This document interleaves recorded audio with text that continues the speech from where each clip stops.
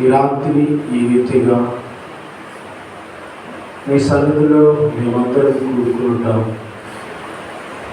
అయా మాకు ధన్యత, మాకు మేలు ప్రభువా. నువ్వు సమాధి చేయబడి 3వ దినమున తిరిగి లేచి మా అందరి జీవితాలు మార్చి పరిశుద్ధులుగా చేసి సంఘంలో సహవాసములో ఆరాధించడానికి మీ సన్నిధితోడుగా ఉంచమని ఇచ్చిన ప్రార్థనను ఆలోచించి అంగీకరించి ఆశీర్వదించమని యేసుక్రీస్తు పరిశుద్ధ నామములో ప్రార్థిస్తున్నాం తండ్రి. ఆమేన్. ఆమేన్. ప్రభులారా, ప్రియమైన దేవుని సంగమా, దేవుని బిడ్డారా, ఈనాటి అపొస్తలుల కార్యములు చిన్న సందేశం. అపొస్తలుల కార్యములు 2వ అధ్యాయము 22వ మాటను మనం ధ్యానం చేసుకుందాం. అపొస్తలుల కార్యములు 2వ అధ్యాయము 22వ వాక్యాన్ని మనం ధ్యానించుకున్నట్లయితే, ఇక్కడ ఇశ్రాయేలులారా ఈ మాట వినుడి, దేవుడు నజరేతు నుండి యేసు చేత అద్భుతములు మహత్కార్యములు సూచక్రియలు ఈ మధ్య చేయించి ఆయనను మన వలన మెప్పు పొందిన వాడిగా మీరు కనపరిచను. చిన్న విషయం. ఈ సందేశము రేపు పునరుత్థానపు ఆరాధన సందేశం. ఉదయకాల సమయంలో మరి రంగపర్తి సరి తాడేపల్లి పాస్టర్ ప్రదేశ్ పంత ప్రభువానికి సరిపోయాడు కానీ సమాధిలో లేడు అనే అంశంలో పట్టుకొని ప్రకాశం బ్యారేజ్ నుండి 4 గంటల దాకా వెళ్ళిన సందర్భం. ఈనాడు సువార్త అనగా సర్వ మానవుల కోసమే ఈ సువార్త. ఈ సువార్తలో ఉన్న ఉద్దేశం ఏమిటంటే, దేవుడు చెబుతున్నాడు, నేనే పునరుత్థానమును జీవమునై ఉన్నాను. ఆయన ఖచ్చితంగా చెప్తున్నాడు, నేనే పునరుత్థానపు జీవమునై ఉన్నాను. నా ద్వారా తండ్రి రాజ్యంలోకి ప్రవేశిస్తాడు. నేను లేకపోతే మీరు తండ్రి రాజ్యంలో ప్రవేశించరు. ఈనాడు మనము జ్ఞాపకం చేసుకుంటే లోకం ఎలా ఉంది, భయంకరంగా ఉన్నది. ఒక మాట చెప్పాలి అంటే భయంకరమైన దినాలు. మనుషులకి పడని స్థితిలో ఉన్నప్పుడు రాజ్యాలు ఏమైపోతున్నాయి, ఒక రాజ్యం మీదకి ఒక రాజ్యం. అంటే బైబిల్లో చెప్పబడిన రీతిగా నెరవేర్చబడుతుంది. ఆనాడు పాత నిబంధన కాలంలో అవసరాలు జరిగినాయి. ఈనాడు కొత్త నిబంధన కాలంకి వచ్చేసరికి పాపమును తీసివేసి పరిశుద్ధులుగా చేశాడు కాబట్టి ఆయన మనలను ఎంతగానో ప్రేమించాడు. ఆయన పరిశుద్ధులుగా మనందరం చేశాడు కాబట్టి మనమందరము ఆయన ప్రజలమై ఉన్నాం. ఆయన సొత్తైన ప్రజలుగా ఉన్నాం. మనమందరం ఏమి చేయాలి? ఇప్పుడు ఆయనను జ్ఞాపకం చేసుకోవాలి. మాదిరిగా 2000 సంవత్సరాల క్రితమే ప్రభువారు లోకమునకు వచ్చి ఆయన ఏం చేశాడు? సువార్తను ప్రకటించాడు. సువార్త ప్రకటించడమే కాదు, ఆయన ఎక్కడ ఖాళీగా ఉన్నట్టుగా లేదు. ఎప్పుడు ప్రార్థన, సువార్త, స్వస్థత కార్యములు, తిరిగి మోకాళ్ళ అనుభవం. అందులో పిల్లలు మనం జ్ఞాపకం చేసుకుంటే మొదటి అనుభవంలో ఏమి రాయబడి ఉంది? ఎవరికంట? మనకన్నా అందరికీ దేవుడై ఉన్నాడు. అందరూ గ్రహించవలసిన ఈ మాట ఇది. అందరికీ దేవుడై ఉన్నాడు, కానీ మానవుని తలంపులు, మానవుని విధానం ఎలా ఉన్నదంట? పాడైపోయింది, చెడిపోయిందంట. ఎవరిది? మానవుడి. ఈ మానవుని హృదయాలు బాగు చేయడానికే దేవుడు ఈ లోకమునకు వచ్చి ఉన్నాడు. అందుకే యోహాను సువార్తలో 14వ అధ్యాయంలో కొన్ని మాటలు జ్ఞాపకం చేసి, మీరు వెళ్ళి మీకు స్థలమును సిద్ధపరిచి వస్తాను, నేను స్థలంలో మీరు ఉండులాగునా. ఏమంటాడండి? అని అంటాడు. అది వెళ్ళేది గ్యారెంటీ. ఎలా వెళ్తాడు? అందుకే ప్రశ్నలు యేసు ప్రభువాన్ని సిలువ వేయమని అక్కడ బందిపోటు బలపాన్ని కోరుకున్నారు. పరిశుద్ధ గ్రంథంలో వారికి ఆజ్ఞలే తెలిసినాయి, మంచిదే. కానీ ప్రభువాని ఉద్దేశం ఏమై ఉన్నది? యేసు ప్రభువాని ఉద్దేశము సిలువ వేయబడాలి, మనుషులు కాదండి. యేసు ప్రభువాని ఉద్దేశం మనిషి కుమారుడైనా యేసు సిలువ వేయబడాలి. సువార్త ప్రకటించాడు, ప్రార్థనా జీవితము తెలివి స్వస్థత కార్యం చేశాడు, తండ్రి పని భూమి మీద నెరవేర్చేశాడు. నెరవేర్చిన తర్వాత ఆయన సిలువ వేయబడాలి అంటే ప్రజలందరూ ఏం కోరుకున్నాను? మంచి వ్యక్తిని దేశించేవారుగా కోరుకున్నారు. ప్రజలు ఒక మంచి పని చేసే వ్యక్తిని త్రోసివేసేవారుగా ప్రజలు కోరుకున్నారు. అసలు యేసు ప్రభు వారు ప్రార్థన వద్దు, సువార్త వద్దు, మనోడు కావాలి, వరప కావాలి, బతిగోడు పరప అనేసి వారు లోకానుసారమైన ప్రజలు కాబట్టి లోకానుసారమైన ప్రజలు లోకానుసారమైన వ్యక్తినే ఎన్నుకున్నారు. ప్రభువాన్ని మనం జ్ఞాపకం చేసుకుంటే ఏ పాపము చేయని వ్యక్తిని ఏం చేశారు ప్రజలు? సిలువ వేయరు. మంచి వ్యక్తి సిలువకు అప్పగించేశారు. ఎవరంట? పాపిష్టి జనాంగము సెలువు చేయు పిల్లలు మీకు శ్రమ. అర్థమవుతుందా? పాపిష్టి జనాంగము సెలువు చేయి పిల్లలారా మీకు శ్రమ. అదే దేవుడి మాట వింటే, సువార్తలు వింటే, సువార్తలు గ్రహిస్తే శ్రమ వెళ్ళిపోతుంది, శ్రమ ఉండదు. ప్రభు చెప్పినట్టుగా దేవుడి శ్రమలో ఉంటే, ప్రభు చెప్పినట్టుగా ప్రార్థన చేస్తే మన కుటుంబాలు ఆశీర్వదించబడి, ప్రభు చెప్పినట్టుగా మనము ఆశ్రయించకపోతే, ప్రభు సువార్త నమ్మకపోతే, ప్రభు నందు నమ్మకం లేకపోతే, ప్రభు నందు ప్రార్థన జీవితం లేకపోతే మన కుటుంబాలు ఏమైపోతాయి? పతనం అయిపోతాయి. అందుకే ఇశ్రాయేలు జనాంగానికే కాదు ఈ సువార్త, సర్వలోక మానవులందరి కోసము ఈ సువార్త. యేసు ప్రభు వారిని ఏం చేశారంటే సిలువ కొట్టి మేకులు ఏం చేశారు? మేకులు ఉద్దేశాలు. ఆకాశం నాకు భూమికి మధ్య నిలువు కళ్ళలో యేసు ప్రభు వారిని 3 మేకులతో సిలువలో కొట్టేశారు. 4వ మేకు ఎవరంట చెప్పండి? 4వ మేకు ఎవరు? నువ్వు నేను మనమందరం ఎప్పుడుగా జ్ఞాపకం తీసుకుంది. 4వ మేకు ఎక్కడ ఉన్నదంటే పక్కనే ఉన్నది. 4వ మేకు అంటారు కదా, పక్కలో బల్లు లాంటి వాడు నడుము. ఏమంటారంటే పక్కలో బల్లు లాంటి వాడు నడుము అంటారు.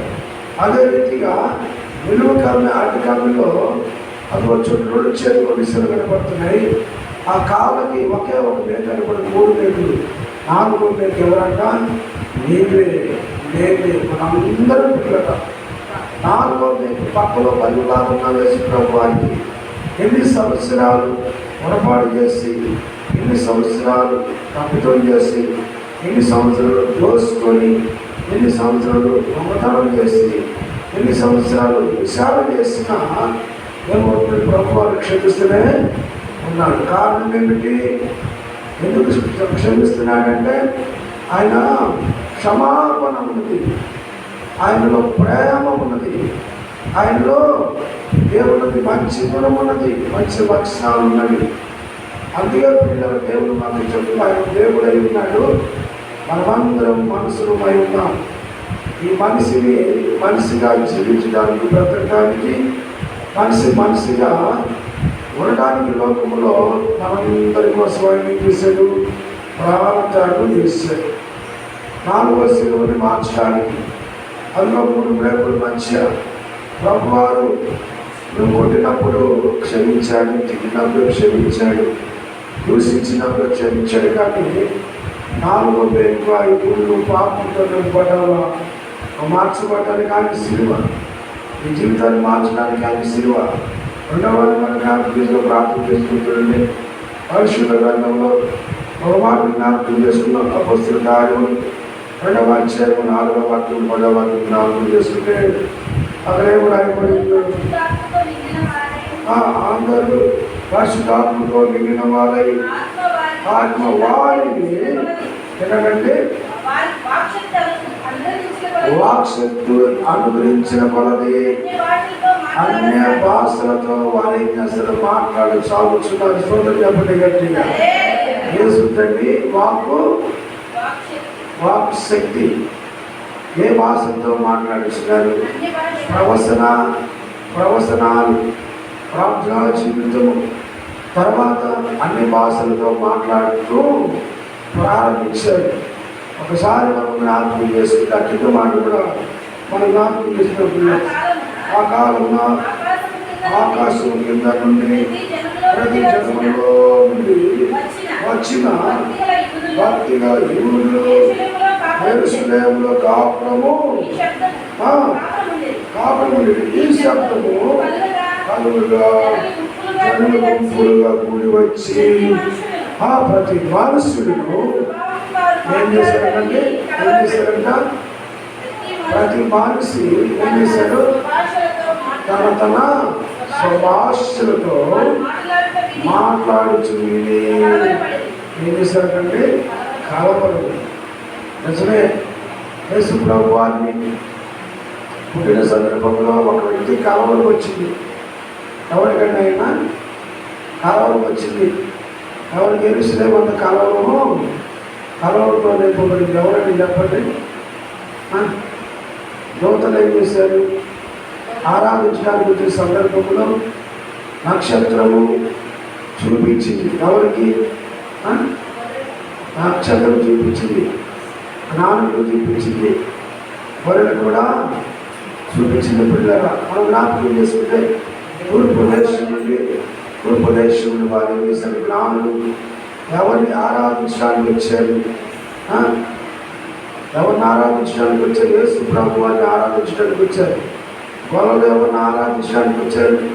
యేసు ప్రభుని ఆరాధించడానికి వచ్చారు. అక్కడ ఎవరు నాకు తెలిసిన రాజు గారు, ఏ రాజు అయినా ఏ రోజు రాజు అర్థమవుతున్నప్పుడు ఆ ఏ రోజు రాజు ఉద్యోగం ఏమొచ్చింది? నేను వీరుడిని, నేను సూర్యుడిని, నేను రాసునైతే నాకంటే మిక్కిలైన రాసు ఉన్నాడా అనేసి ఆయనకి కలవడం వచ్చింది. యెరూషలేము అంతయు కలవడం వచ్చింది. రాత్రి నా మాట ముగిస్తున్నారు పిల్లల. ఇశ్రాయేలు జనాంగానికే కాదు సువార్త, మనకు కూడా రక్షణ సువార్త. ఈ సువార్త వినడు. నీవు యేసు ప్రభు వారు సిలువ వేయబడ్డాడు, యేసు ప్రభు వారు శ్రమలు అనుభవించాడు, యేసు ప్రభు వారు నిందిల పాలైపోయాడు, ఉమ్మిలు వేయబడ్డాడు, తిరిగి సమాధి చేయబడ్డాడు, తిరిగి 3వ దినమున లేచి ఉన్నాడు. అందులో బట్టి ఆ 3వ దినం లేచిన సందర్భమే ఈస్టరు పండుగ. అర్థమవుతుందా? భవిష్యత్తు ఒకసారి జ్ఞాపకం చేసుకుంటే ఎర్ర సముద్రం ఏం చేశాడండి? ఎర్ర సముద్రం నుండి పాలు తీశాడు. 6 నెలల మీద ప్రజలు నడిచారు. 6 నెలల మీద ప్రజలు నడిచారు. ఆ దేవుడు నడిపించాడు. నేను జీవితం కూడా ఎలా ఉండాలి? నన్ను విశ్వసించి బాప్తిజం పొందిన తర్వాత 6 నెలల మీద నడిచే ఒక తండ్రిగా, ఒక విశ్వాసిగా, ఒక సంఘ కాపరిగా, సంఘములో విశ్వాసులుగా మనం నడవడానికి ప్రయత్నించాడు. అందుకే మోషే ఏటిని చూసి ప్రార్థన చేసి ఫరో కనుక సైన్యము ముందు ప్రార్థించింది, కానీ ఏటిని చూసి ప్రార్థన చేశాడు. ఫరో సైన్యం తరుగుకుంటూ వస్తుంది. ముందు ఏముందంట, ఒక మాట చెప్పిన సామెత ఉంది, ముందు గొయ్య వెనక నొయ్య, అంతేనండి. ఫరో సైన్యం ఎక్కడుంది, వెనకుంది. ఎట్లా వస్తున్నారు, గుర్రాలు ఏడు నుంచి వస్తున్నారు. ఎవరు చంపడానికి? ఇశ్రాయేలు జనాన్ని చంపడానికి. ఎవరు చంపడానికి? మోషేని చంపడానికి వస్తున్నప్పుడు మోషే ఏం చేశాడు? రెండు చేతులు ఆకాశం వైపు చూసి ప్రార్థన చేశాడు. ఇశ్రాయేలు జనాంగము 6 నెలలు నడిచిన స్తోత్రం చెప్పండి గట్టిగా. ఇక్కడ ఇశ్రాయేలు జనాంగానికి సువార్త, మనకి సువార్త, మన కుటుంబానికి సువార్త. ఆయన సిలువ వేయబడ్డాడు, ఆయన శ్రమలు అనుభవించాడు, ఆయన ముళ్ళ కిరీటము ధరించాడు.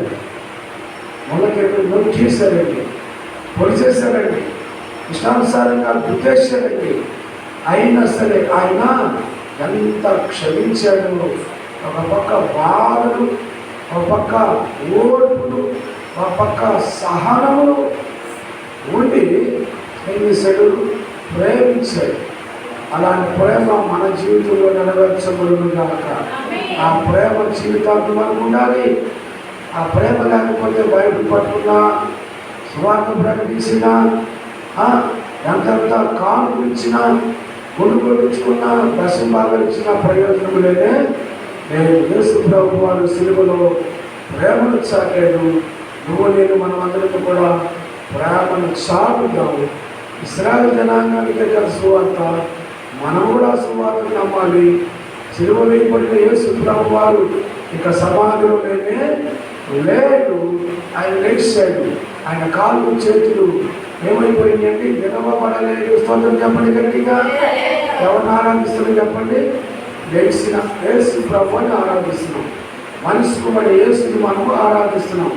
అందుకే యోహాను సువార్త 14వ అధ్యాయం మొట్టమొదటి మాటలో నేను వెళ్ళి స్థలంలో నీ హృదయములు కలవరపడనీయుడి, దేవుని విశ్వాసముంచుడి,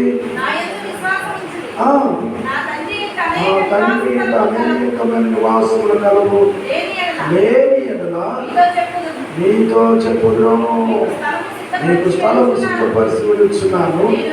నేను వెళ్ళి నీకు స్థలము సిద్ధపరిచిన ఎడల నేను ఉన్న స్థలంలో నేను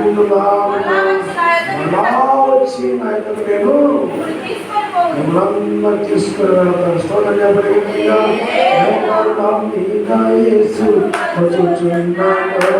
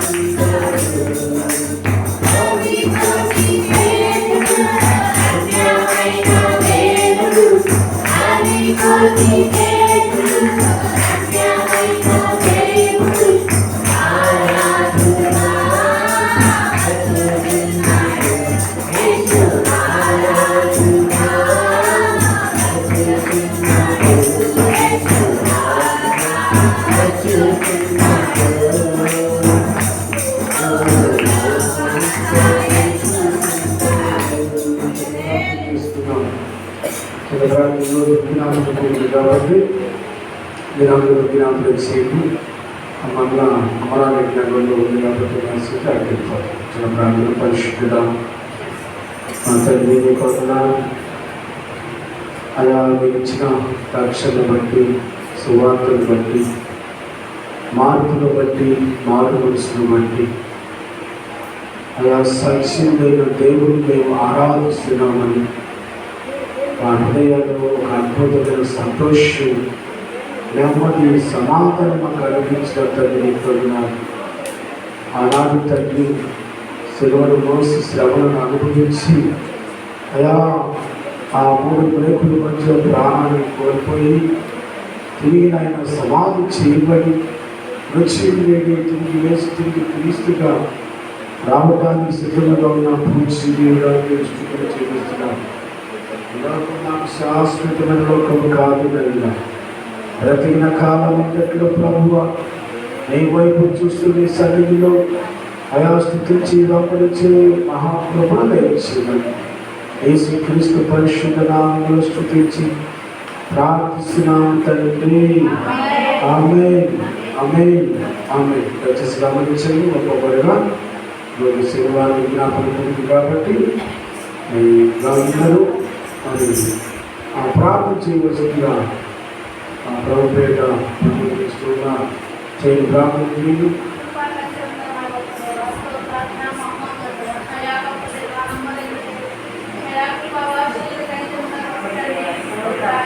Amen.